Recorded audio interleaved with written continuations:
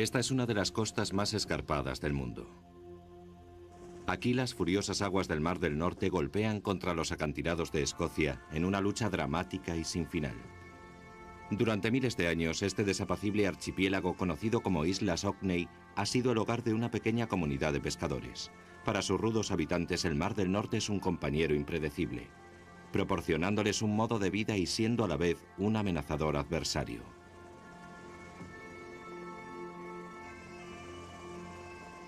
En el pasado, los pescadores debían enfrentarse en solitario contra el mar embravecido. Hoy, la ayuda llega del cielo. Un fuerte vendaval de enero ha dejado a un barco de pesca varado entre los abruptos acantilados de Hoy, una pequeña isla a 15 kilómetros al norte de la costa escocesa. Su único tripulante es rescatado por un helicóptero Sea King de búsqueda y rescate perteneciente a la RAF.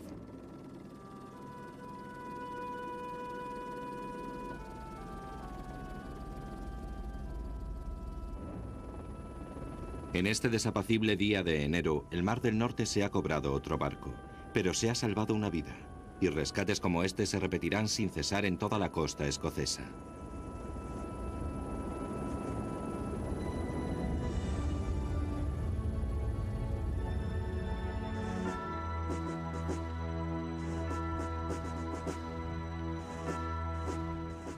Desde esta base salen todos los helicópteros que la RAF dedica a la búsqueda y rescate en Escocia.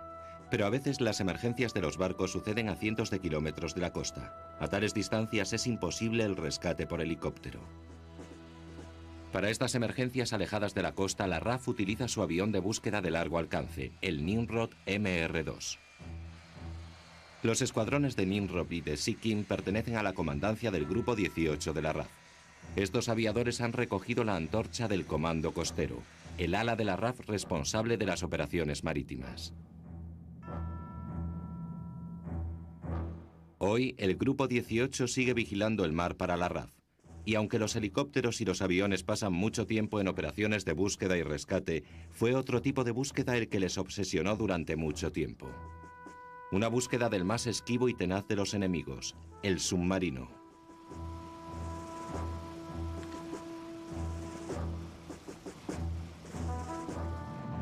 Por ser una isla, el único punto vulnerable de Gran Bretaña ha sido siempre la amenaza de los submarinos. Como otras muchas armas, el submarino tuvo su bautismo de fuego durante la Primera Guerra Mundial. Al principio del conflicto, los barcos de guerra británicos sufrieron los estragos provocados por los U-Boot alemanes. Pero a medida que progresaba la guerra, estos ataques subacuáticos fueron haciéndose menos selectivos. En 1917, el poderoso transatlántico Lusitania fue hundido cerca de la costa irlandesa.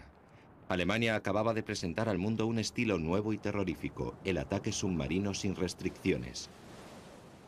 Además, el submarino era un enemigo muy escurridizo. La marina necesitaba cazarlo desde el aire, como un halcón caza a un pez.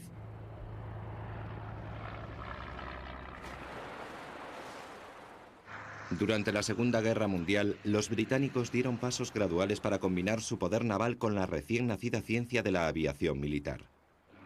El Real Servicio de Aviación Naval fue el primer cimiento de los vuelos marítimos. Algunos biplanos Sopwith fueron lanzados al agua para ver lo que pasaba si un desafortunado piloto tenía que amerizar demasiado lejos de la costa. Para crear el arma de cazasubmarinos, los marinos inventaron una combinación entre lo viejo y lo nuevo. La solución fue un barco que volaba, el hidroavión, que acabó convirtiéndose en el arma naval más importante de la guerra. Las empresas británicas Shore Brothers y Saunders Rose construyeron los primeros hidroaviones. Cuando terminó la guerra en 1918, continuaron construyendo grandes hidroaviones, pero con diferentes propósitos. El hidroavión abrió sus puertas a intrépidos viajeros anhelantes de la libertad y aventura que proporcionaban los hidroaviones. En Inglaterra, el hidroavión se convirtió en un símbolo de la edad de oro de la aviación, recorriendo las 3/4 partes del mundo y estableciendo conexiones con los parajes más exóticos del Imperio Británico. Esta flota aérea llegó a ser conocida como líneas aéreas imperiales. Lujosos y confortables, los hidroaviones fueron bautizados con los nombres de sus románticos destinos. Singapur, Calcuta, Hong Kong, los hidroaviones atravesaron el imperio de punta a punta. Pero en la superficie la paz era cada vez más difícil, y si líneas aéreas imperiales unían el mundo, la guerra iba a separarlo.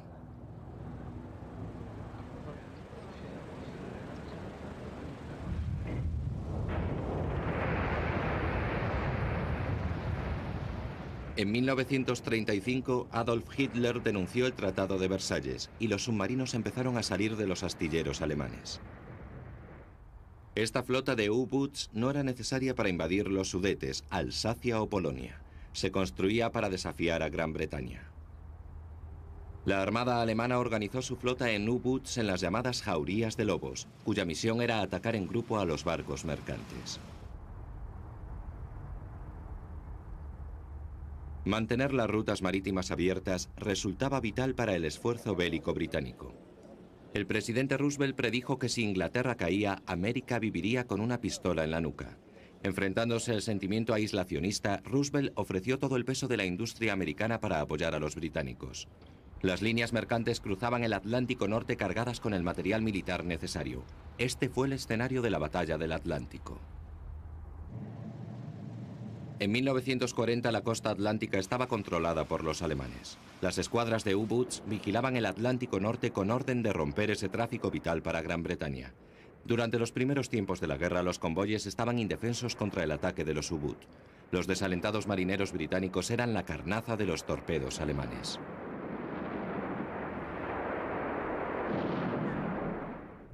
La tarea de neutralizar la amenaza de los submarinos alemanes cayó con todo su peso sobre el Comando Costero de la RAF. Cuando se fundó, en 1936, el Comando Costero asumió el limitado papel de misiones de reconocimiento aéreo para la Marina.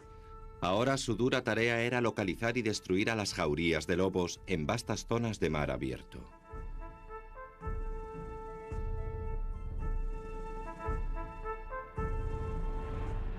Al estallar la guerra, el Comando Costero contaba con solo 260 aviones. Entre ellos se encontraba el gran hidroavión Sunderland. El Sunderland tenía el sobrenombre de El Puercoespín Volador, a causa de sus torretas defensivas. También se utilizaba el Hudson americano, que operaba desde bases terrestres y que fue uno de los primeros aviones de la guerra equipados con radar. El almirante Dönitz, el comandante de la flota de U-Boots alemanes, demostró preocuparse poco por la RAF. A menudo decía que un avión tenía las mismas posibilidades de eliminar a un submarino que un cuervo de cazar un topo. A finales de 1940, esta confianza parecía estar justificada. Durante un ataque a mediados de octubre, una escuadra de U-Boots destruyó 13 barcos, hundiendo 60.000 toneladas de carga. Gran Bretaña estaba a punto de ser estrangulada.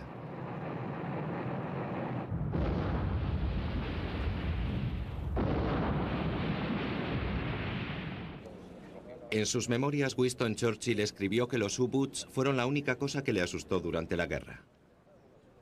Pero de hecho, los U-Boots no eran la única arma de la Marina alemana. En enero de 1941, dos cruceros alemanes, el Scharnhorst y el Gneisenau, patrullaban el Atlántico Norte. El temor de los convoyes aliados ya no provenía solo de los submarinos. Los temibles cruceros alemanes recorrían el océano en busca de barcos mercantes. Estos navíos no tenían nada que hacer contra sus cañones de 280 milímetros. En un periodo de 7 semanas, el Scharnhorst y el Gneisenau hundieron 22 barcos aliados. Para empeorar las cosas, los alemanes fletaron la madre de todos los barcos de guerra. Se decía que el enorme Bismarck era imposible de hundir. Los comandantes de la Armada alemana decían que los torpedos podían hacer poco más que la picadura de una abeja contra la poderosa armadura del Bismarck. De hecho, era uno de los barcos más poderosos y sus cañones de 380 milímetros podían enfrentarse sin temor al orgullo de la Armada británica. Mientras el Bismarck era probado en el mar, los convoyes británicos continuaron sufriendo en el Atlántico Norte. En abril de 1941, las pérdidas aliadas aumentaron todavía más, y el Bismarck estaría listo el mes siguiente. Los jefes de la Marina alemana predijeron que cuando el enorme acorazado entrara en guerra, Gran Bretaña empezaría a pasar hambre en 60 días. Winston Churchill sabía que el destino de su país se jugaría en el Atlántico Norte.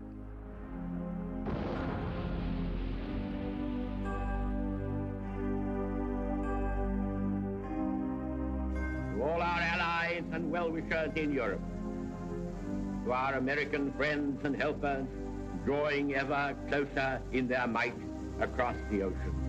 This is the message. Lift up your hearts. All will come right out of the depths of sorrow and of sacrifice. Will be born again the glory of mankind. En la primavera de 1941, la suerte de la Guerra del Atlántico comenzó a cambiar. En este cambio influyeron diferentes factores. Desde el principio de la guerra, el Comando Costero había doblado el número de aparatos gracias sobre todo al flujo continuo de Hudson americanos procedentes de Newfoundland. Otro factor fue la invasión de Islandia. En la primavera de 1941, 3 escuadrones del Comando Costero llegaron a Islandia, aumentando la cobertura de la RAF en el Atlántico Norte. Otra buena noticia fue el ataque contra el crucero Gneisenau, que fue dañado durante una incursión de la RAF en el puerto francés de Brest. Pero la victoria más grande estaba todavía por llegar. El 26 de mayo, un hidroavión recién estrenado, el PBY Catalina del Comando Costero, descubrió el Bismarck frente a la costa francesa. La RAF siguió de cerca al barco, radiando su posición a la Marina Real. Esa tarde, 15 torpederos Swordfish despegaron del portaaviones Ark Royal. Atacar el orgullo de la Marina alemana con viejos biplanos era una lucha entre David y Goliat, pero funcionó.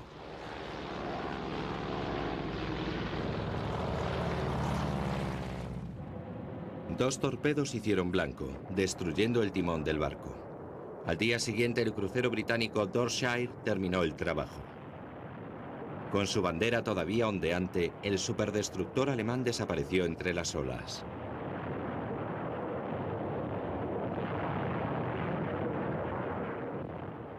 El hundimiento del Bismarck fue un acontecimiento muy celebrado, pero la que fue sin duda la más importante victoria de la Guerra del Atlántico no tuvo ninguna publicidad. El 7 de mayo de 1941, un U-boot alemán fue capturado intacto. A bordo se encontró una máquina de radio codificadora.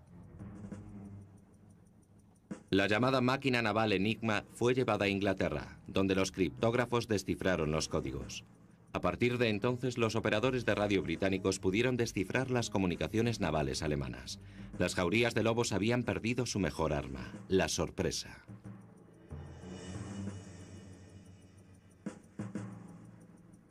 Armado con la máquina decodificadora, el Comando Costero podía saber exactamente dónde se encontraban los submarinos alemanes. En agosto de 1941, el Escuadrón 269 del Comando Costero tuvo el honor de ser el primero en capturar un U-boot alemán desde el aire.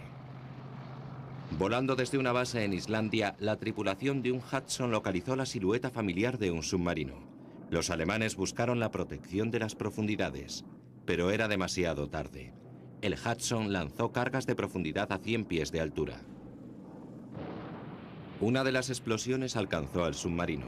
El impacto dañó las baterías, que expulsaron gas de cloro en la cabina. La inexperta tripulación pidió al capitán que se rindiera. El capitán aceptó y el U-boot emergió a la superficie.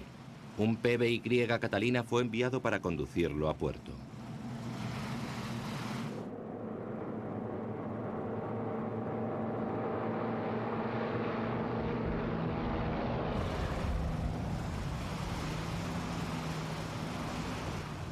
A finales de verano, las pérdidas de barcos aliados se habían reducido considerablemente desde los difíciles días de primavera.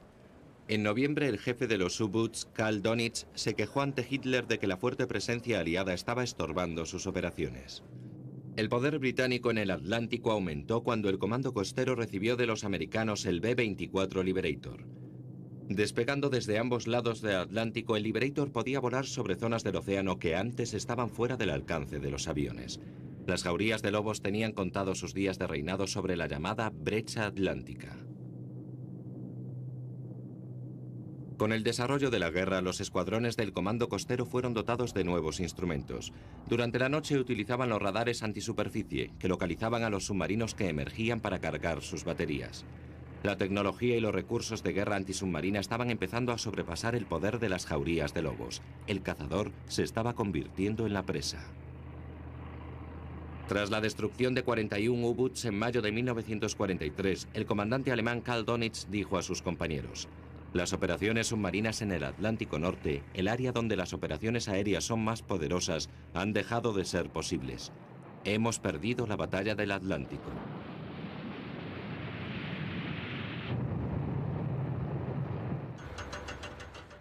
En 1942, los británicos habían perdido cerca de 600 barcos mercantes. En 1943, las pérdidas se redujeron a la mitad. La alianza entre Churchill y Roosevelt había sobrevivido a la fuerte ofensiva submarina. El estrangulamiento de Gran Bretaña nunca se consiguió. Pero la guerra estaba lejos de terminar. La RAF dirigió su atención hacia los convoyes alemanes. Los británicos tomaron la iniciativa y el comando costero recibió armas más letales. Una de ellas era el bimotor Bristol Beaufighter. Armado con cañones y torpedos, el objetivo de los Beaufighter eran los convoyes alemanes que atravesaban la costa europea. Los primeros ataques tuvieron un éxito relativo.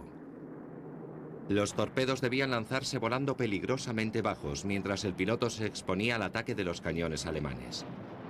Muy pronto se añadieron cohetes lanzadores de 76 milímetros que permitieron hacer fuego desde distancias menos peligrosas.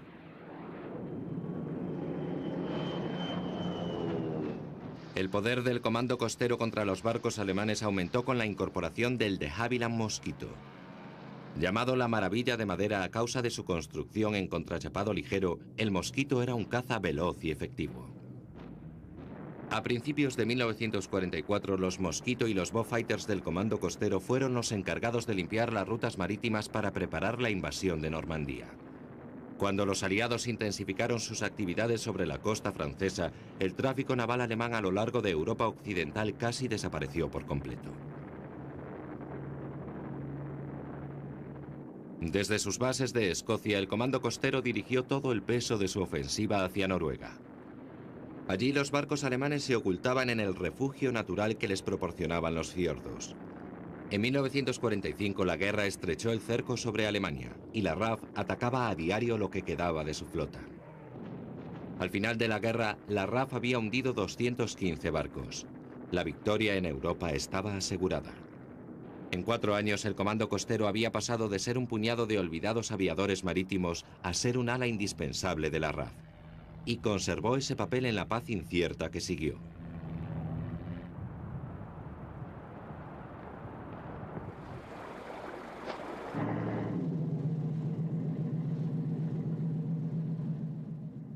Se trazaron nuevas fronteras en Europa. Cuando el ejército soviético cercó Berlín en 1948, el comando costero tomó parte en las operaciones aéreas que siguieron. Se utilizaron hidroaviones Sunderland porque su armazón anticorrosivo los hacía ideales para transportar sal. En el verano del 48, los Sunderlands volaron desde el río Elba en Hamburgo hasta el lago Havel en Berlín. Cada vuelo transportaba 4 toneladas de provisiones. Los pilotos del comando costero necesitaban ser especialmente cuidadosos al aterrizar en Berlín, a causa de los troncos y otros escombros que los soldados rusos lanzaban deliberadamente desde la orilla este del lago. Cuando el invierno congeló la superficie del lago, dando fin a las operaciones del comando costero, se habían realizado un millar de vuelos en apoyo del puente aéreo. La Guerra Fría había comenzado. Y los submarinos eran de nuevo el centro de atención del comando costero de la RAF, solo que esta vez la amenaza era mucho más siniestra. Con un poder destructivo 1000 veces superior a la bomba de Hiroshima, los misiles balísticos submarinos amenazaban a ciudades enteras.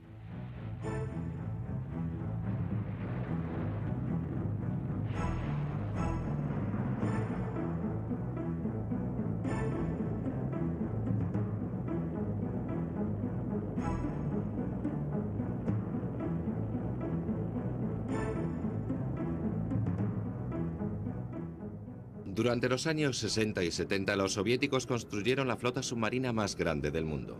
Occidente respondió con el Polaris, el Poseidón y el Trident.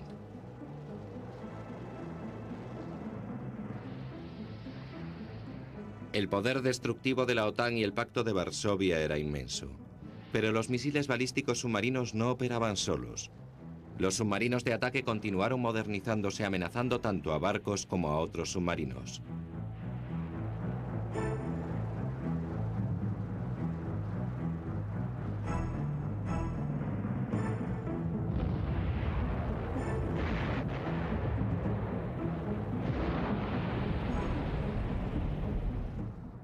Los soviéticos empezaron tarde la carrera para construir una poderosa flota de superficie. Pero bajo el liderazgo del almirante Sergei Gorshkov, el tamaño y el poder destructor de la Armada soviética se incrementó espectacularmente a finales de los años 60. La masiva flota soviética se dejó notar claramente y las poderosas flotas occidentales dejaron de dominar los océanos. Pero el problema de la Armada soviética era la situación de sus puertos.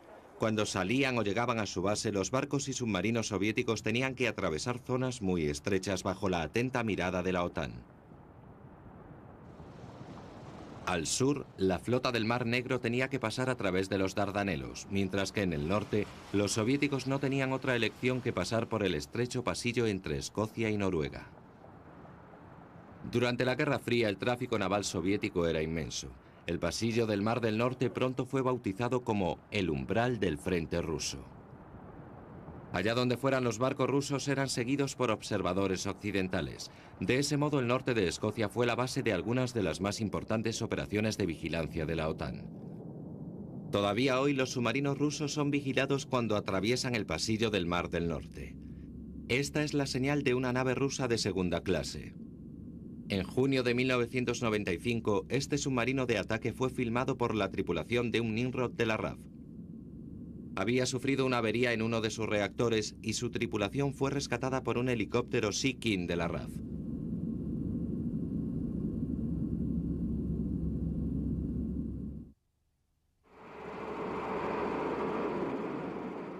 Hoy, todos los Nimrod de la RAF se encuentran en la base aérea de Kinloss, a 40 kilómetros al este de la ciudad escocesa de Inverness. Esta es la sede del 206 Escuadrón de Patrulla Marítima. Esta tarde la tripulación parte para una misión de entrenamiento de 6 horas. El vuelo de hoy será dirigido por el coordinador táctico Andrés Borshaw.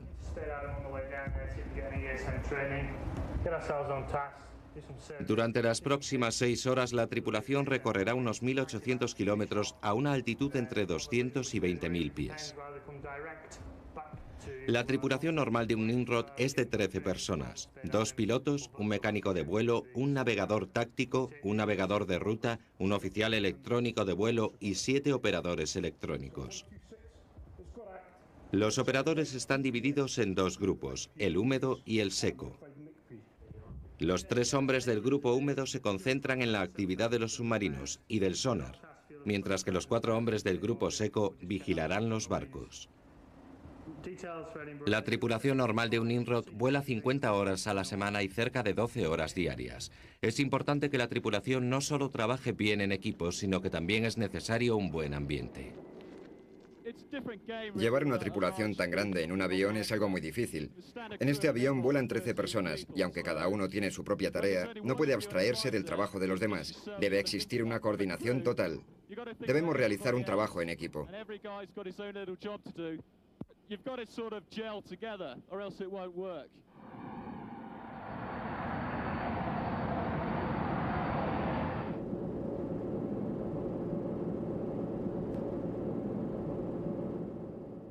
La tripulación sale de la base de Kinloss, subiendo con el Nimrod hasta 20.000 pies. Antes de alcanzar la costa sur de las Islas Británicas, volarán sobre un campo de entrenamiento de la RAF llamado Spade Adam. En Spade Adam, las estaciones terrestres de radar emiten distintas señales. El trabajo de los operadores electrónicos es aislar e identificar todos los contactos de radar.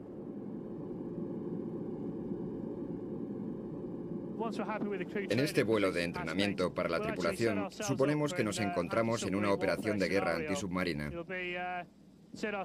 Utilizamos instrumentos electrónicos muy potentes que captan cualquier señal emitida por un submarino, localizándolo para poder atacarlo y destruirlo.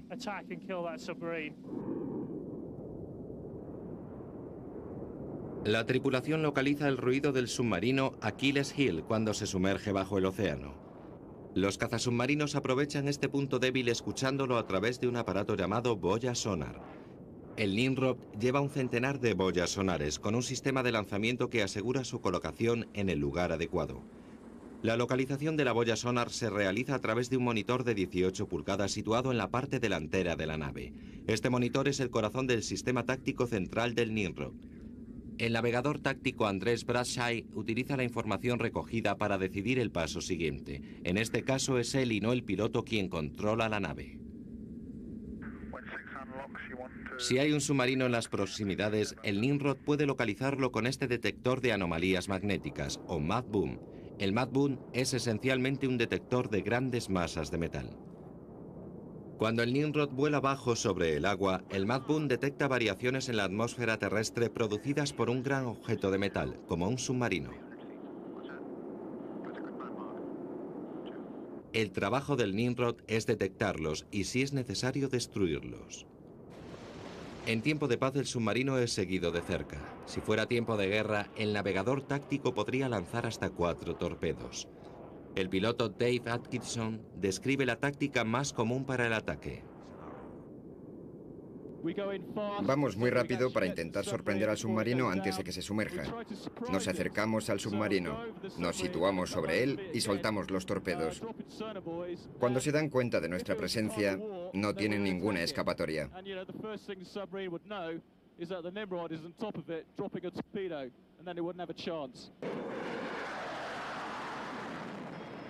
Con el final de la Guerra Fría, la tripulación del Nimrod dedica la mayor parte de su tiempo a una amenaza mucho más benigna. La falta de respeto a los tratados internacionales de pesca es muy frecuente, y es tarea de la RAF el vigilar cualquier barco que navegue en aguas británicas. El resto del día estará dedicado a patrullar los bancos pesqueros de la costa de Cornwall.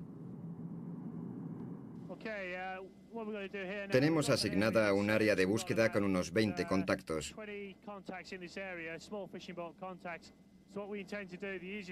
Estos contactos son pequeños barcos de pesca que intentamos identificar, saber su tamaño, su aspecto, la composición de su tripulación.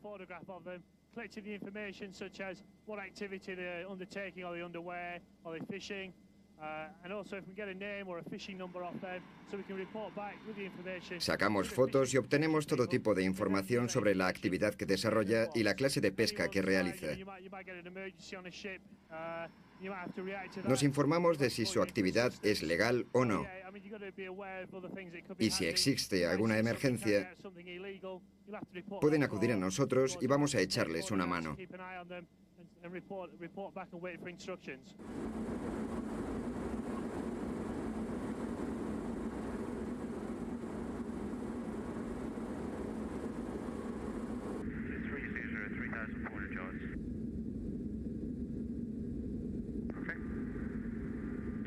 Target's just south Camp 09, tracking northerly speed about 10 knots. Yeah, active fixing, don't tie in. Active fixing shows. Primero tenemos que localizar el objetivo en nuestra pantalla. Y cuando sabemos exactamente su posición, poner rumbo a él descendiendo de altura. El hecho de volar tan bajo es que tenemos que leer el nombre y la matrícula del barco. Tenemos que hacerlo muy rápido y de forma muy precisa porque es peligroso volar tan bajo.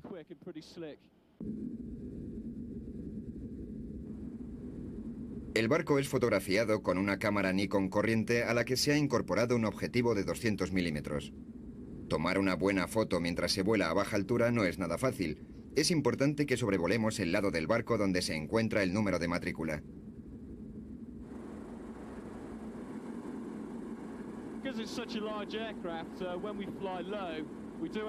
Como volamos muy bajo y el avión es muy grande, la operación es muy delicada. Toda la tripulación está vigilando lo que pasa afuera.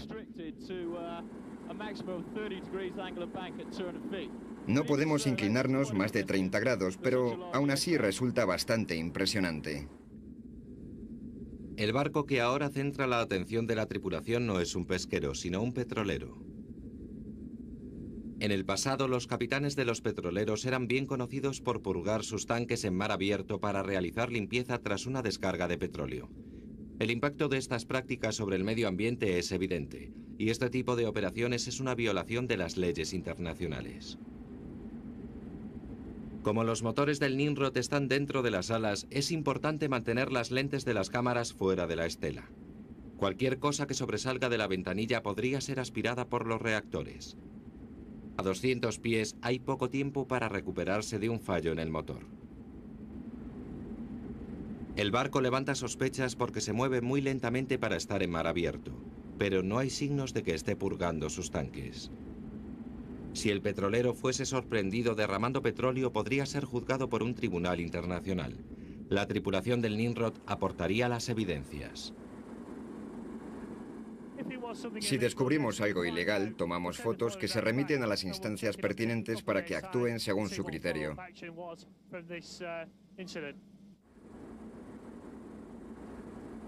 La patrulla marítima tiene sus riesgos. Cuando un avión está a cientos de kilómetros de la costa, el único lugar para aterrizar en caso de emergencia es sobre el agua. El amerizaje no es una situación en la que los pilotos puedan entrenarse, pero el 16 de mayo de 1995, un piloto de un Nimrod de la RAF no tuvo alternativa.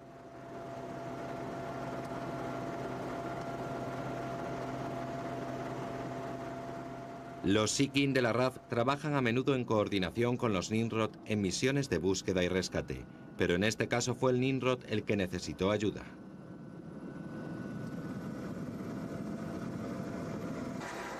Cuando llegó a la zona del accidente, el Sea King encontró al Nimrod todavía a flote, pero el fuselaje estaba rompiéndose. Los rescatadores fueron informados de que el Nimrod realizaba un servicio rutinario de estafeta. La tripulación era de 6 hombres, en lugar de los 13 habituales.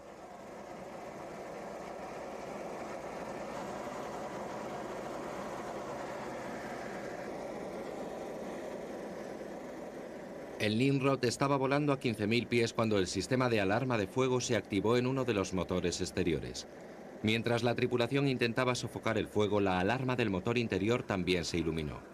Los tripulantes de popa confirmaron que los motores estaban ardiendo y dijeron al piloto que los paneles del ala estaban deteriorándose. Un vistazo a la zona del motor dañado revela lo cerca que estuvo el avión de perder el ala.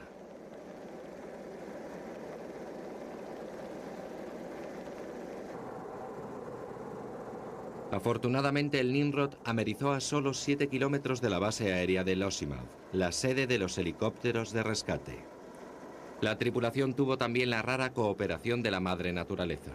El mar estaba totalmente en calma, lo que es muy poco frecuente en la costa escocesa, y la operación de rescate fue mucho menos complicada.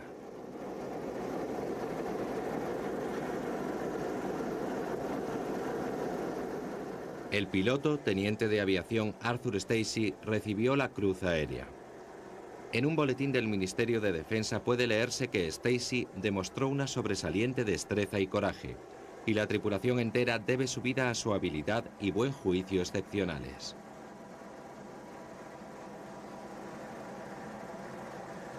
Solo 2 de los miembros de la tripulación sufrieron fracturas menores durante el impacto. Considerando que el piloto tuvo que posar un gran aparato sobre el agua sin la ayuda de los flaps, las heridas podrían haber sido mucho mayores.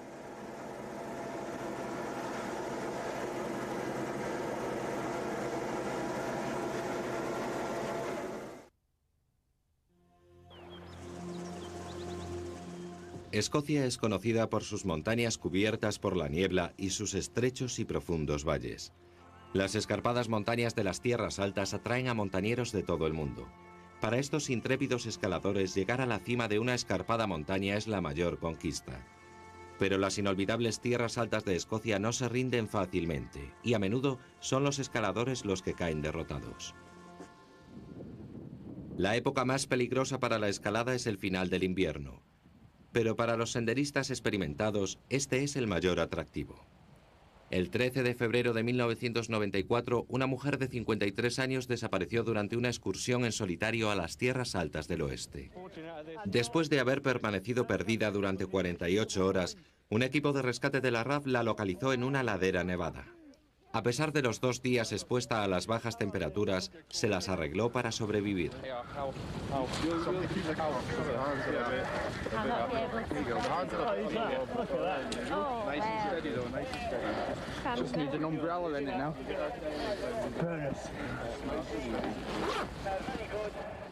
El equipo de rescate de montaña es uno de los más inusuales de la RAF. En Gran Bretaña existe un total de 6 equipos como este. La mayor parte de su trabajo se concentra en el norte de Gales, el distrito de los lagos y aquí, en las tierras altas de Escocia. Cada equipo está formado por unos 25 miembros. Algunos de ellos trabajan a tiempo completo en las montañas. Otros actúan con el equipo compaginándolo con su trabajo habitual en la RAF. Los montañeros de rescate pasan la mayor parte de su tiempo libre paseando por las montañas para aumentar su conocimiento de la zona. Además de ser montañeros experimentados, todos tienen conocimientos en primeros auxilios. He's still one of like the executives, like he's one of the team leaders. How's your left hand feeling? Yeah, just come from coming to. Is it coming to? No, Is it? yeah.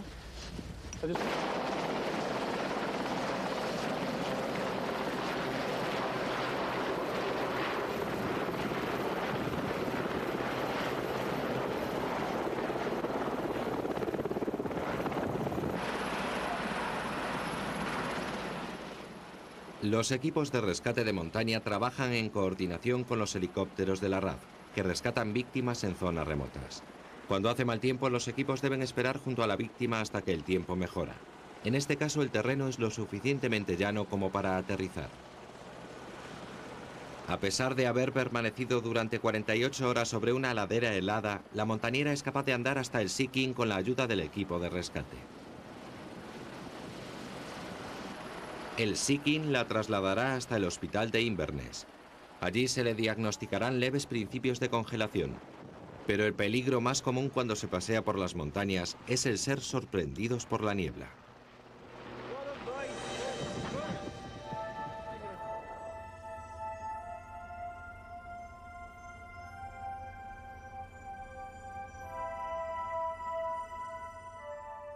Los Sea King reciben una llamada de emergencia cada 3 o 4 días y el número se incrementa cada año. Hoy es el turno de los tenientes de aviación Nigel Lee y Tony Kear, que patrullan una de las más formidables regiones de Escocia, la isla de Skye. La tripulación se está entrenando en rescate de montaña junto con un equipo de voluntarios civiles. Al frente del equipo se encuentra un montañero escocés llamado Ian McLeod. Pocas personas conocen el escarpado paisaje de la isla mejor que Ian.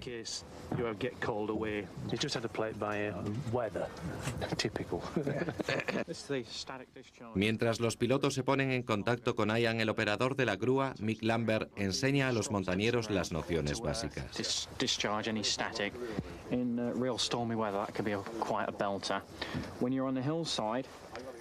Cualquiera que fuera izado dentro de un helicóptero debería saber que produce una cantidad inmensa de electricidad estática y que el cable de la grúa es muy peligroso hasta que toca el suelo.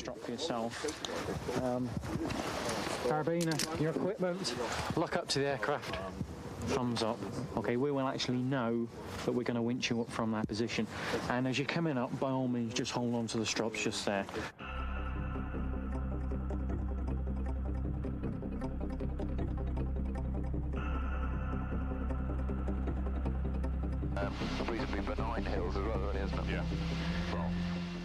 Con los montañeros a bordo, el Sea King localiza su primer destino.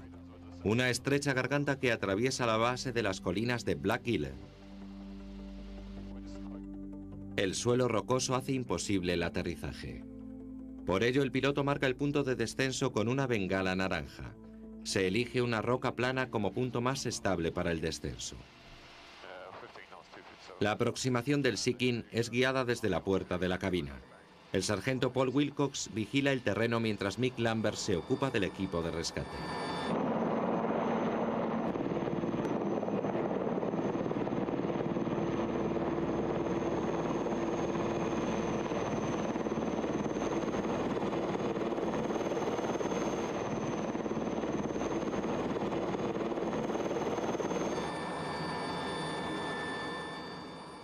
El equipo de rescate del Sky lleva con ellos una serie de radiotransmisores. Antes, estos montañeros estaban obligados a llevar a cabo rescates completamente aislados, ya que la comunicación por radio era imposible. El objetivo de hoy es instalar transmisores en lugares estratégicos para hacer posible la comunicación incluso desde las zonas más remotas. Para un helicóptero, la fase más peligrosa del vuelo es permanecer inmóvil a baja altura. Si uno de los motores falla, hay muy poco margen para recuperarse. El objetivo es depositar al equipo de rescate tan rápido como sea posible y sacar el helicóptero de la zona peligrosa. Horas después, el Sea King volverá a recoger al equipo de rescate en la cima de una montaña de 1000 metros de altura.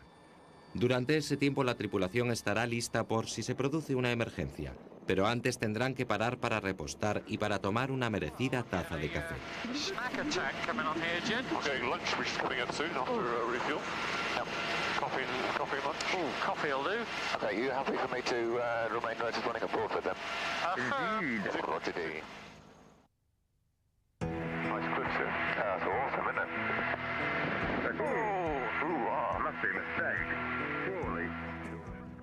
En la isla de Skye se encuentran algunos de los más impresionantes picos de Escocia. Los más traicioneros y respetados son las colinas de Black Killen. Aunque el término colina se aplica a toda la zona montañosa de la isla de Skye, la denominación resulta muy engañosa. Las impresionantes laderas rocosas se levantan a 1000 metros de altitud desde el nivel del mar en apenas 400 metros. Volar sobre el paisaje más escarpado de Escocia es tan divertido como peligroso. A bordo del Sea King, la tripulación pasa el tiempo charlando y a veces cantando.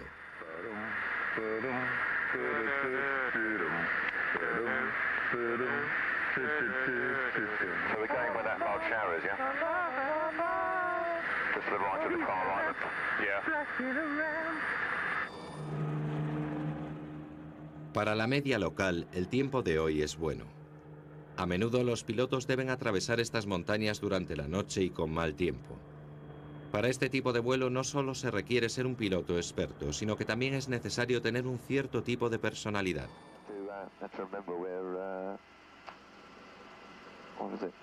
What is it? I don't know. What is it? Stable extroverts, isn't it? Oh, yeah, I thought we were introverts, actually. Yeah, that's what they're saying, stable introverts. Bollocks. El primer objetivo del Sea King es un valle remoto, accesible solo tras una traicionera caminata de 5 horas. A los pilotos les gustaría aterrizar si fuera posible, en vez de izar a los hombres con la polea.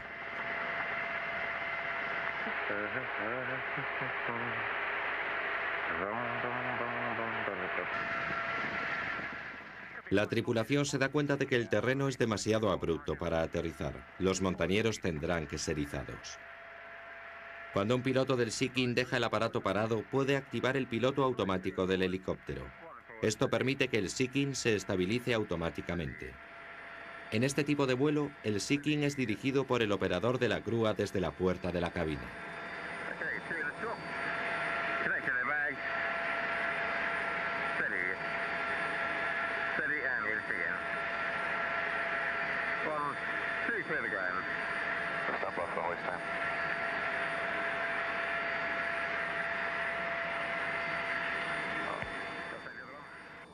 Una vez completada la tarea de izado, el control vuelve a los pilotos y el helicóptero abandona la zona.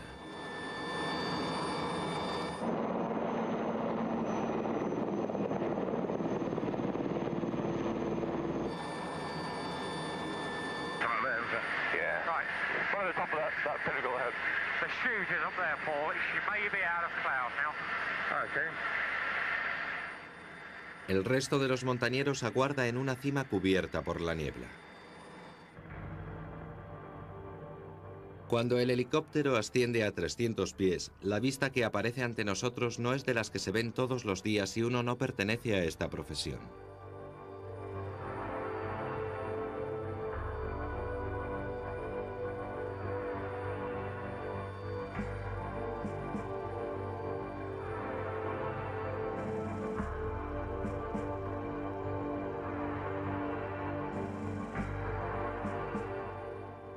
El primer punto de encuentro es un precipicio rocoso que se levanta 1000 metros desde el nivel del mar.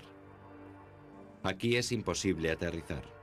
La tripulación sabe que los montañeros están en alguna parte de la cima, pero deben localizarlos visualmente. Afortunadamente las nubes están por encima de las montañas y hay suficiente visibilidad.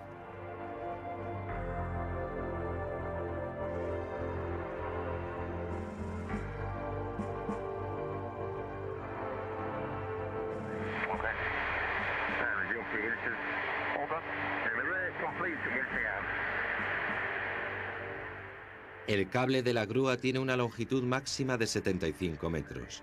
Durante las operaciones de izado es importante que el cable permanezca estable. Cuando se arría el cable a una distancia de 6 metros, un leve movimiento de 2 centímetros del helicóptero hace que la persona que hay colgada se balancee haciendo un arco de más de 2 metros. A una distancia de 30 metros, la persona izada se balancearía formando un arco de casi 10 metros.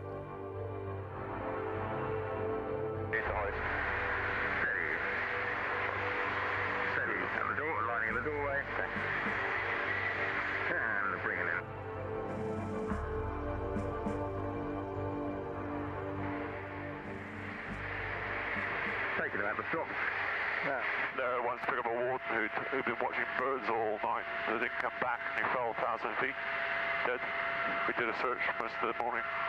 Fortunately, his wife was pregnant with a baby and all sorts of quite a sad story. Just a bit of land there. We'll probably have to go around it actually, because it's probably too high across. Mind you, you can see the ridge, but I'm not convinced it's... Right, going up to the rear? Okay. Después de izar 3 pares de montañeros, el Sea-King empieza a estar escaso de combustible. Pero la tripulación es informada de que hay más montañeros esperando sobre otra cima. En pocas horas se hará de noche y será imposible ir a por ellos. Nigel y Tony están obligados a decidir si tienen el suficiente combustible para recoger a los montañeros.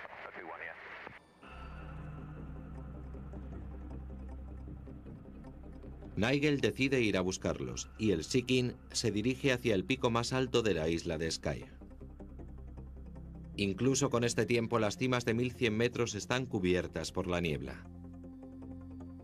Para los pilotos esta recogida será la última de hoy, pero también será la más peligrosa.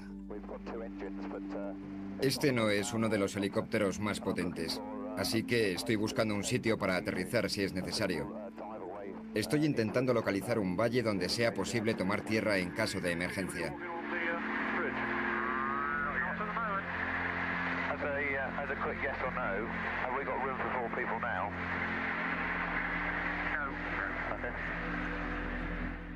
Ascendiendo lentamente, el Sea-King se aproxima a una zona densamente nublada. Bajo estas condiciones, el piloto debe ser extremadamente cauto. Si el helicóptero se acercase demasiado a las nubes, la fuerza del rotor las empujaría hacia abajo, cegando al piloto. En zonas montañosas, una pérdida repentina de visibilidad es muy peligrosa.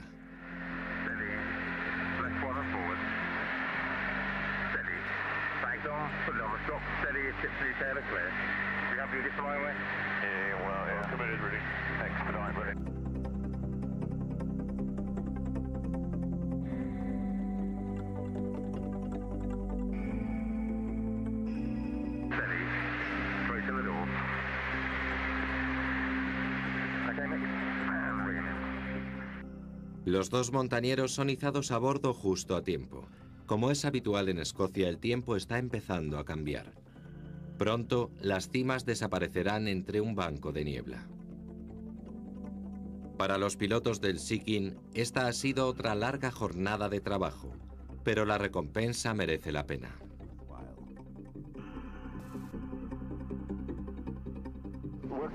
Buscar entre las colinas un punto ideal para el rescate no es una tarea fácil, pero disfrutamos mucho con ello porque es un paisaje maravilloso para trabajar.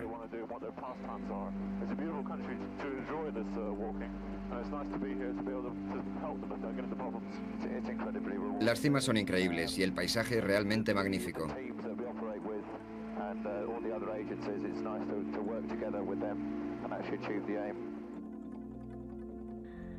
Nigel dirige el helicóptero de vuelta a la base. Pero mientras haya montañeros que acepten el desafío que lanzan las tierras altas de Escocia, la tripulación del Sea King estará preparada para volver.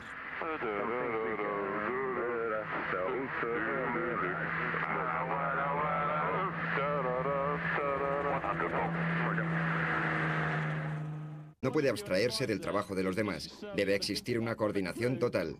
Debemos realizar un trabajo en equipo.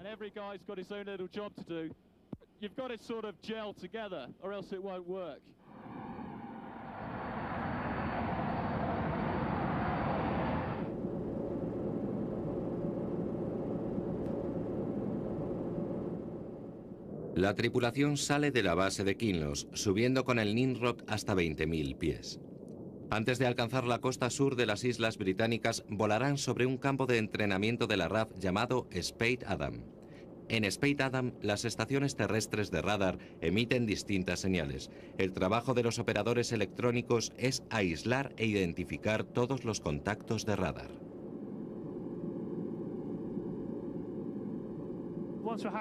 En este vuelo de entrenamiento para la tripulación, suponemos que nos encontramos en una operación de guerra antisubmarina. Utilizamos instrumentos electrónicos muy potentes que captan cualquier señal emitida por un submarino, localizándolo para poder atacarlo y destruirlo.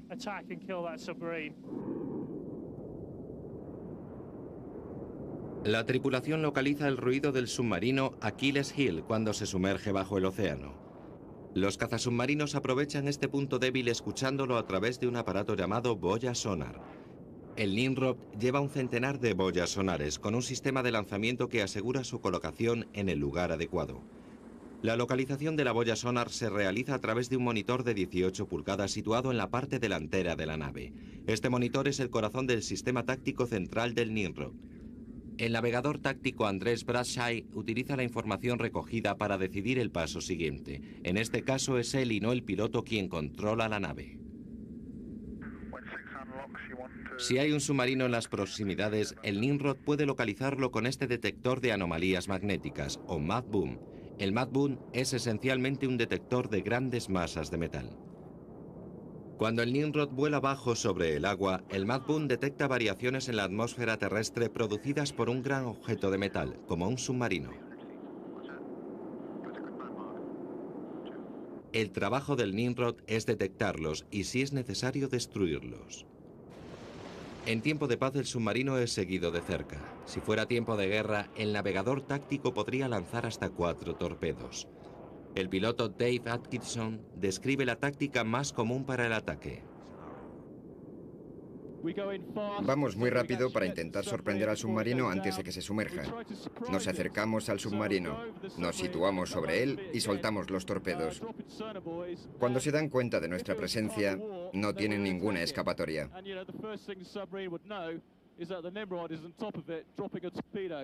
Varía en el Atlántico Norte.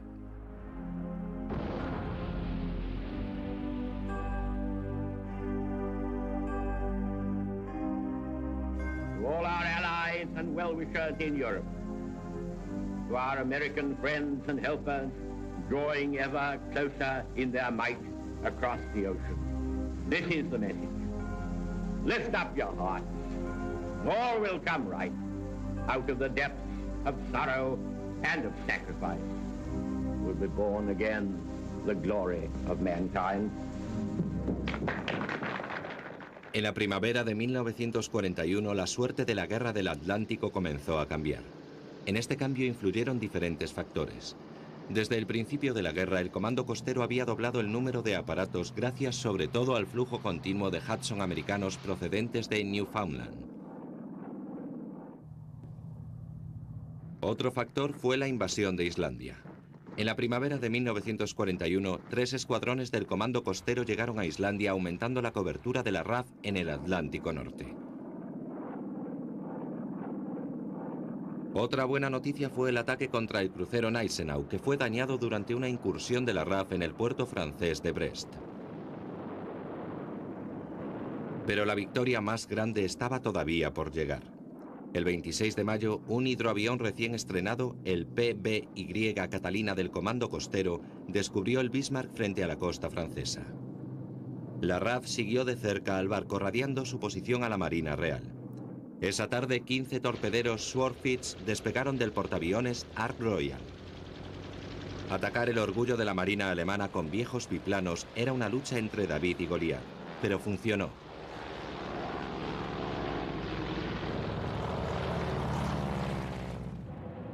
Dos torpedos hicieron blanco, destruyendo el timón del barco. Al día siguiente, el crucero británico Dorsetshire terminó el trabajo. Con su bandera todavía ondeante, el superdestructor alemán desapareció entre las olas.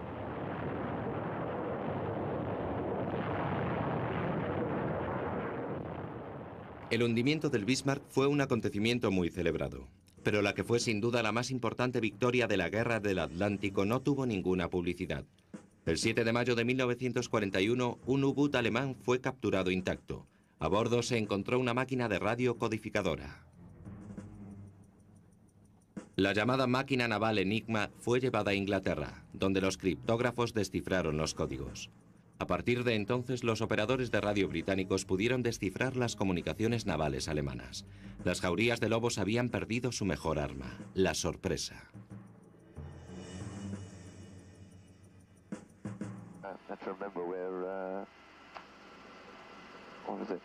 What is it? I don't know. What is it? Stable extroverts, isn't it? Oh, yeah, I thought we were introverts, actually. Yeah, that's what they're saying, stable introverts. Bollocks. El primer objetivo del Seeking es un valle remoto, accesible solo tras una traicionera caminata de 5 horas. A los pilotos les gustaría aterrizar si fuera posible, en vez de izar a los hombres con la polea.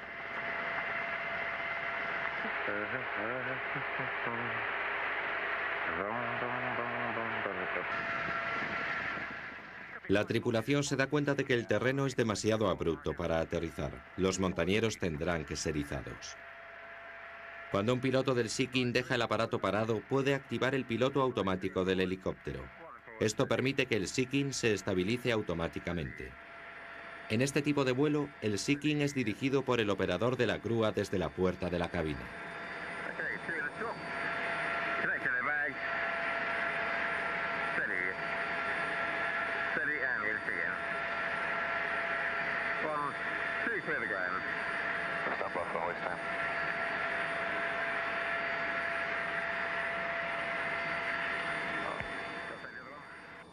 Una vez completada la tarea de izado, el control vuelve a los pilotos y el helicóptero abandona la zona.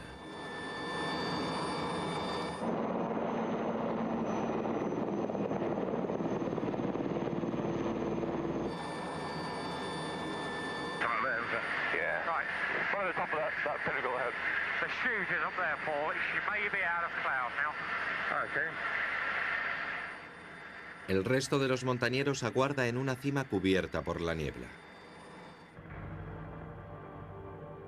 Cuando el helicóptero asciende a 300 pies, la vista que aparece ante nosotros no es de las que se ven todos los días si uno no pertenece a esta profesión.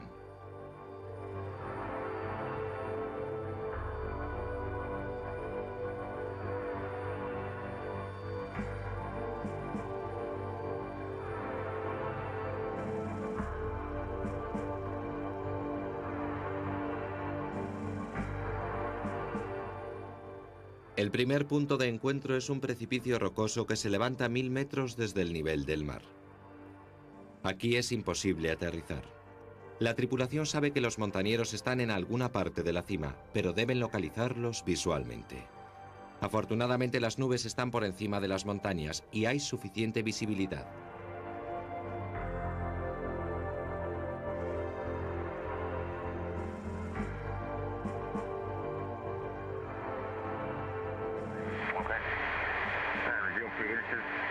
Las operaciones submarinas en el Atlántico Norte, el área donde las operaciones aéreas son más poderosas, han dejado de ser posibles. Hemos perdido la batalla del Atlántico.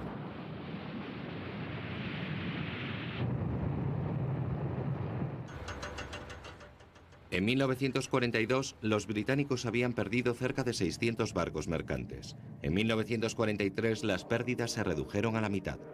La alianza entre Churchill y Roosevelt había sobrevivido a la fuerte ofensiva submarina. El estrangulamiento de Gran Bretaña nunca se consiguió.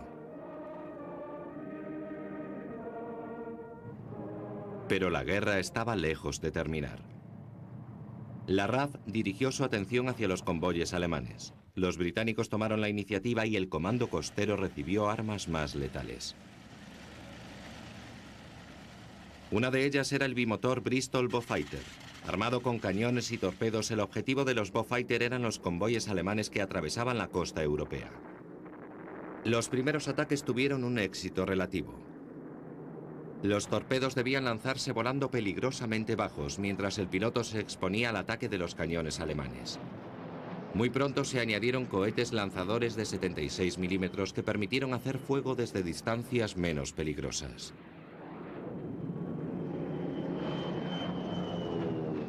El poder del comando costero contra los barcos alemanes aumentó con la incorporación del de Havilland Mosquito.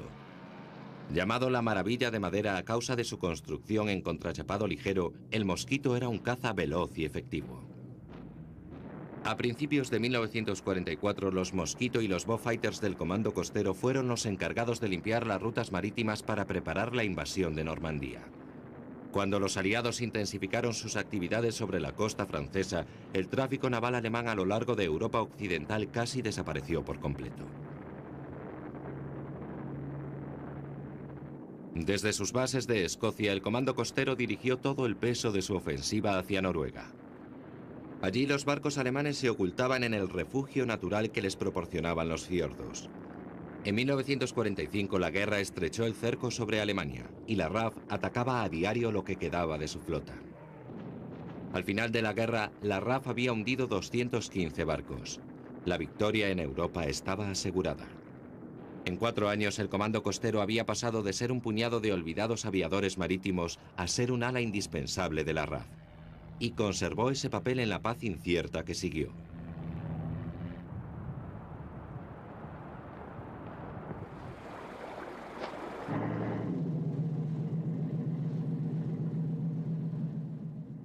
Se trazaron nuevas fronteras en Europa.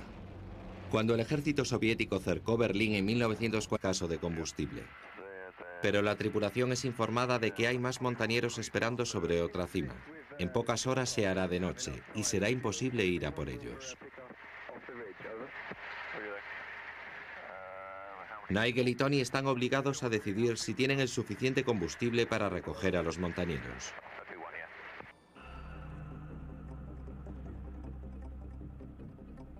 Nigel decide ir a buscarlos y el Sea King se dirige hacia el pico más alto de la isla de Skye.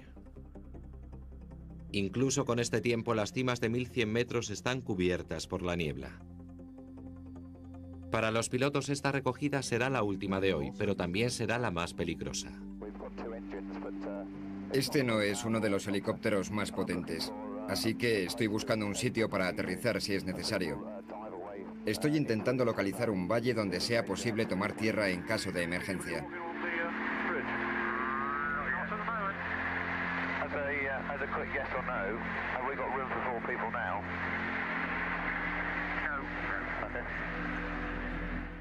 Ascendiendo lentamente, el Sea King se aproxima a una zona densamente nublada.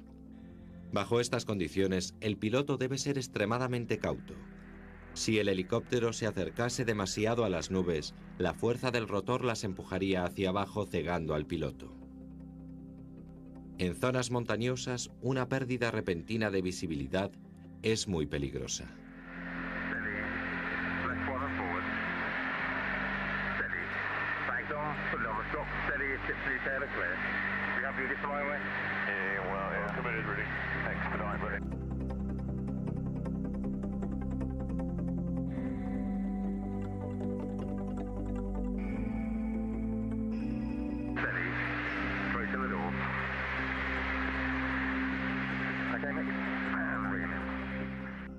Los dos montañeros son izados a bordo justo a tiempo.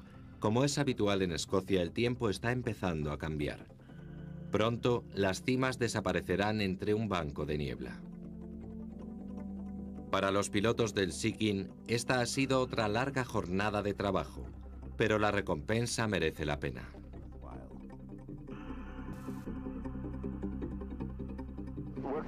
Buscar entre las colinas un punto ideal para el rescate no es una tarea fácil, pero disfrutamos mucho con ello porque es un paisaje maravilloso para trabajar.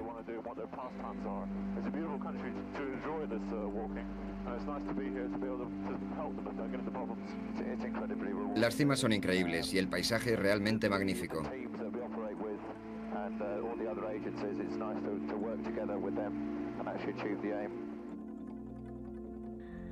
Nigel dirige desde Newfoundland.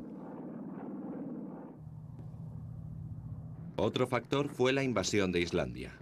En la primavera de 1941, 3 escuadrones del Comando Costero llegaron a Islandia aumentando la cobertura de la RAF en el Atlántico Norte. Otra buena noticia fue el ataque contra el crucero Gneisenau, que fue dañado durante una incursión de la RAF en el puerto francés de Brest. Pero la victoria más grande estaba todavía por llegar. El 26 de mayo, un hidroavión recién estrenado, el PBY Catalina del Comando Costero, descubrió el Bismarck frente a la costa francesa. La RAF siguió de cerca al barco, radiando su posición a la Marina Real. Esa tarde, 15 torpederos Swordfish despegaron del portaaviones Ark Royal. Atacar el orgullo de la Marina alemana con viejos biplanos era una lucha entre David y Goliat, pero funcionó.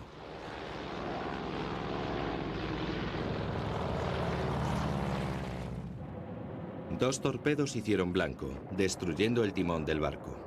Al día siguiente, el crucero británico Dorsetshire terminó el trabajo. Con su bandera todavía ondeante, el superdestructor alemán desapareció entre las olas.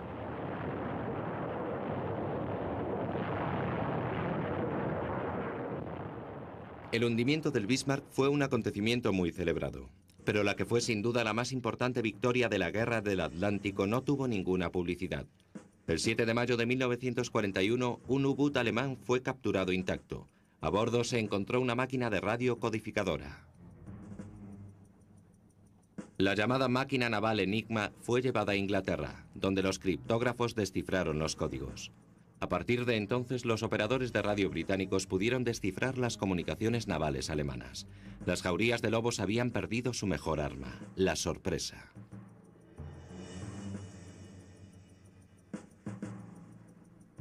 Armado con la máquina decodificadora, el Comando Costero podía saber exactamente dónde se encontraban los submarinos alemanes. En agosto de 1941, el Escuadrón 269 del Comando Costero tuvo el honor de ser el primero en capturar un U-boot alemán desde el aire. Volando desde una base en Islandia, la tripulación de un Hudson localizó la silueta familiar de un submarino. Los alemanes buscaron la protección de las profundidades, pero era demasiado tarde. El Hudson lanzó cargas de profundidad a 100 pies de altura. Una de las explosiones alcanzó al submarino. El impacto dañó las baterías que expulsaron gas de cloro en la cabina. La inexperta tripulación pidió al capitán que se rindiera. El capitán aceptó y el U-boot emergió a la superficie. Un PBY Catalina fue enviado para conducirlo a puerto. Asegurada. En 4 años, el Comando Costero había pasado de ser un puñado de olvidados aviadores marítimos a ser un ala indispensable de la RAF. Y conservó ese papel en la paz incierta que siguió.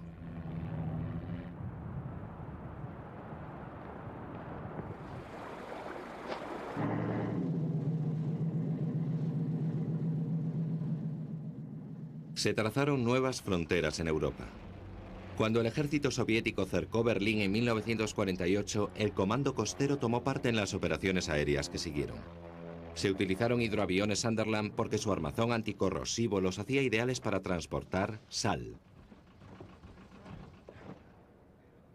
En el verano del 48, los Sunderlands volaron desde el río Elba en Hamburgo hasta el lago Havel en Berlín. Cada vuelo transportaba 4 toneladas de provisiones. Los pilotos del Comando Costero necesitaban ser especialmente cuidadosos al aterrizar en Berlín, a causa de los troncos y otros escombros que los soldados rusos lanzaban deliberadamente desde la orilla este del lago.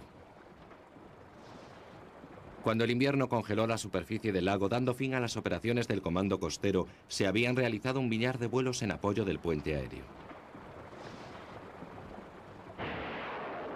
La Guerra Fría había comenzado. Y los submarinos eran de nuevo el centro de atención del Comando Costero de la RAF, solo que esta vez la amenaza era mucho más siniestra. Con un poder destructivo 1000 veces superior a la bomba de Hiroshima, los misiles balísticos submarinos amenazaban a ciudades enteras.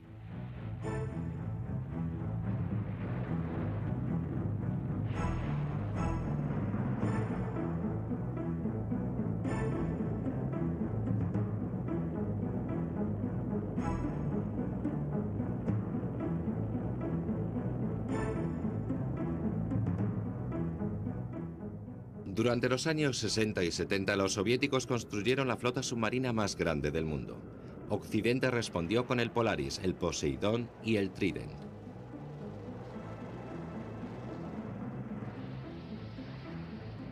El poder destructivo de la OTAN y el Pacto de Varsovia era inmenso. Pero los misiles balísticos submarinos no operaban solos. Los submarinos de ataque continuaron modernizándose, amenazando tanto a barcos como a otros submarinos.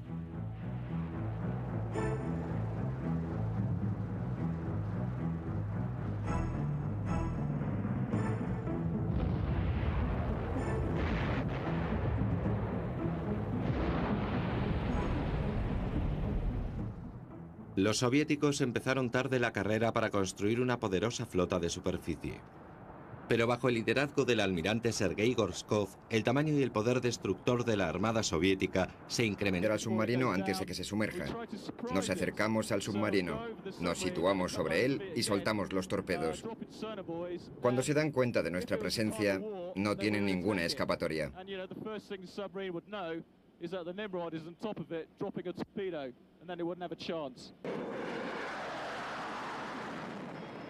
Con el final de la Guerra Fría, la tripulación del Nimrod dedica la mayor parte de su tiempo a una amenaza mucho más benigna. La falta de respeto a los tratados internacionales de pesca es muy frecuente, y es tarea de la RAF el vigilar cualquier barco que navegue en aguas británicas. El resto del día estará dedicado a patrullar los bancos pesqueros de la costa de Cornwall. Tenemos asignada un área de búsqueda con unos 20 contactos.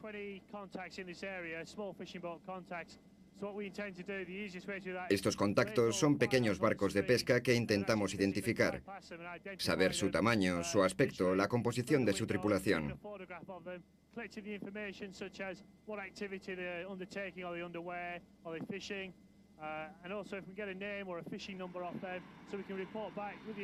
Sacamos fotos y obtenemos todo tipo de información sobre la actividad que desarrolla y la clase de pesca que realiza. Nos informamos de si su actividad es legal o no. Y si existe alguna emergencia, pueden acudir a nosotros y vamos a echarles una mano.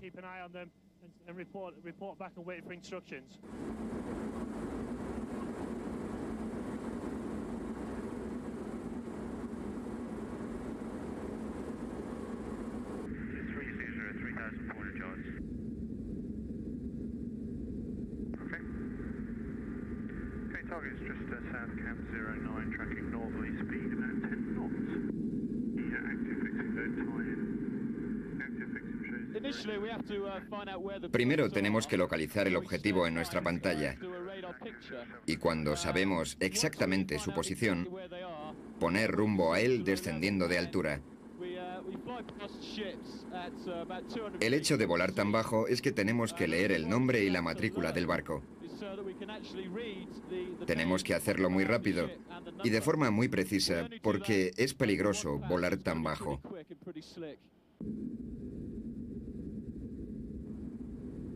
El barco es fotografiado con una cámara Nikon corriente a la que se ha incorporado un objetivo de 200 milímetros.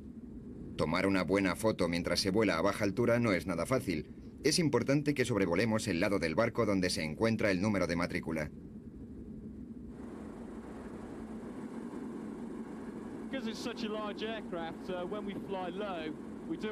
Como volamos muy bajo y el avión es muy grande, Costero fueron los encargados de limpiar las rutas marítimas para preparar la invasión de Normandía. Cuando los aliados intensificaron sus actividades sobre la costa francesa, el tráfico naval alemán a lo largo de Europa occidental casi desapareció por completo. Desde sus bases de Escocia, el comando costero dirigió todo el peso de su ofensiva hacia Noruega. Allí los barcos alemanes se ocultaban en el refugio natural que les proporcionaban los fiordos. En 1945 la guerra estrechó el cerco sobre Alemania y la RAF atacaba a diario lo que quedaba de su flota. Al final de la guerra, la RAF había hundido 215 barcos. La victoria en Europa estaba asegurada. En 4 años, el Comando Costero había pasado de ser un puñado de olvidados aviadores marítimos a ser un ala indispensable de la RAF. Y conservó ese papel en la paz incierta que siguió.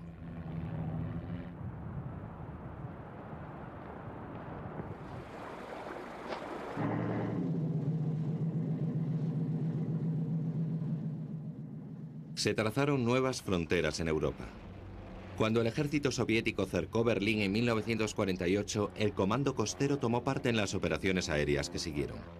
Se utilizaron hidroaviones Sunderland porque su armazón anticorrosivo los hacía ideales para transportar sal.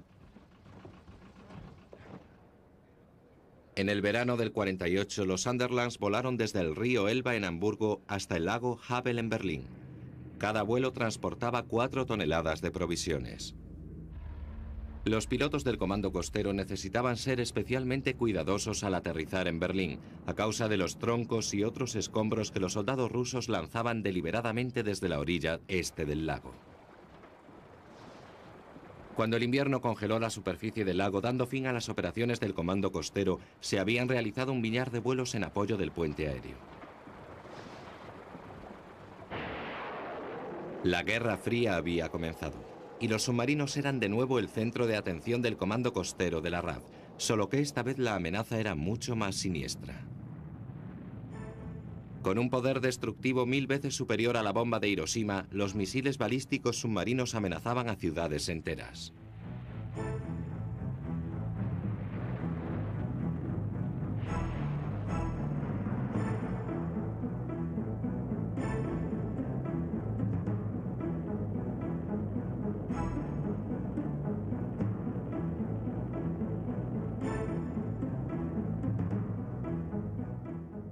Durante los años 60 y 70, los soviéticos construyeron la flota submarina más grande del mundo.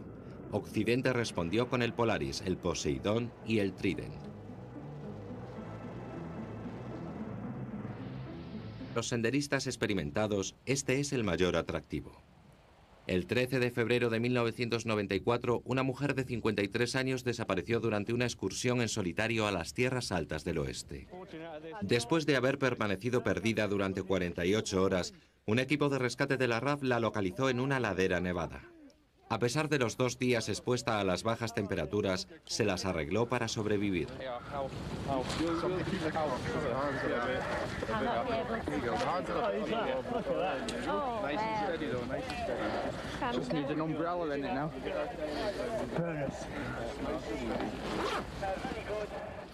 El equipo de rescate de montaña es uno de los más inusuales de la RAF. En Gran Bretaña existe un total de 6 equipos como este. La mayor parte de su trabajo se concentra en el norte de Gales, el distrito de los lagos y aquí, en las tierras altas de Escocia. Cada equipo está formado por unos 25 miembros. Algunos de ellos trabajan a tiempo completo en las montañas. Otros actúan con el equipo compaginándolo con su trabajo habitual en la RAF. Los montañeros de rescate pasan la mayor parte de su tiempo libre paseando por las montañas para aumentar su conocimiento de la zona. Además de ser montañeros experimentados, todos tienen conocimientos en primeros auxilios. He's still one of like the executives, like, you know, one of the team leaders, you know. Oh yeah. How's your left hand feeling? Yeah. It's coming to. Is it coming It's to, not is there, it? yeah.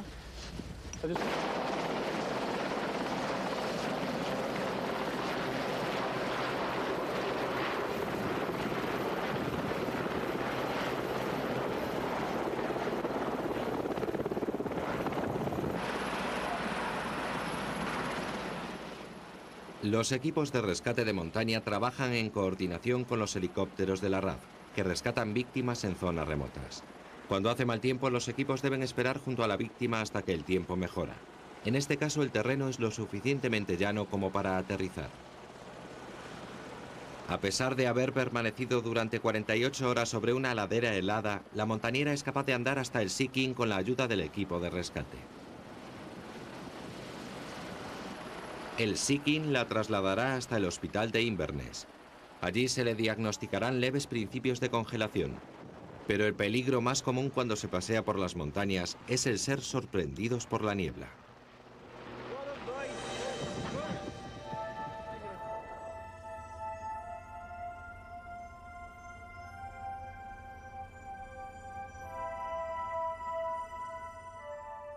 Los Seeking reciben una llamada de emergencia cada 3 o 4 días, y el número se incrementa cada año. Hoy es el turno de los... Durante la Segunda Guerra Mundial, los británicos dieron pasos graduales para combinar su poder naval con la recién nacida ciencia de la aviación militar. El Real Servicio de Aviación Naval fue el primer cimiento de los vuelos marítimos. Algunos biplanos Sopwith fueron lanzados al agua para ver lo que pasaba si un desafortunado piloto tenía que amerizar demasiado lejos de la costa. Para crear el arma de cazasubmarinos, los marinos inventaron una combinación entre lo viejo y lo nuevo. La solución fue un barco que volaba, el hidroavión, que acabó convirtiéndose en el arma naval más importante de la guerra. Las empresas británicas Shore Brothers y Saunders Rose construyeron los primeros hidroaviones. Cuando terminó la guerra en 1918 continuaron construyendo grandes hidroaviones, pero con diferentes propósitos. El hidroavión abrió sus puertas a intrépidos viajeros anhelantes de la libertad y aventura que proporcionaban los hidroaviones. En Inglaterra el hidroavión se convirtió en un símbolo de la edad de oro de la aviación, recorriendo las 3/4 partes del mundo y estableciendo conexiones con los parajes más exóticos del Imperio Británico. Esta flota aérea llegó a ser conocida como líneas aéreas imperiales. Lujosos y confortables, los hidroaviones fueron bautizados con los nombres de sus románticos destinos. Singapur, Calcuta, Hong Kong. Los hidroaviones atravesaron el imperio de punta a punta. Pero en la superficie la paz era cada vez más difícil, y si líneas aéreas imperiales unían el mundo, la guerra iba a separarlo.